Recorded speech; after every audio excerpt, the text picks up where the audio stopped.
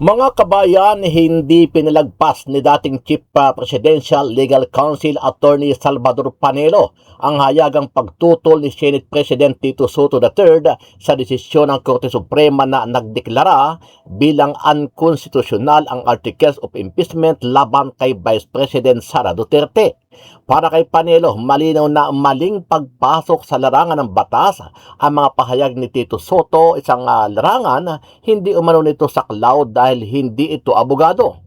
Ayon sa kanya, ang mga argumento ng Senate President ay hindi lamang kulang sa legal na batayan, kundi isang halimbawa ng paglalampas sa sariling limitasyon ng kaalaman.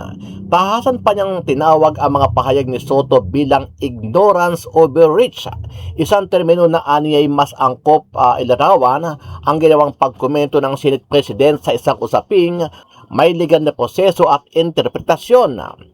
Sabi ni Panelo, hindi ka abogado, huwag kang magkakamaling pumasok sa teritoryo ng mga abogado. Huwag mong ipakita ang pagka-ignorante mo, ani Panelo. Sabi giit na mas makabubuting tumigil na ang mga ganitong pahayag.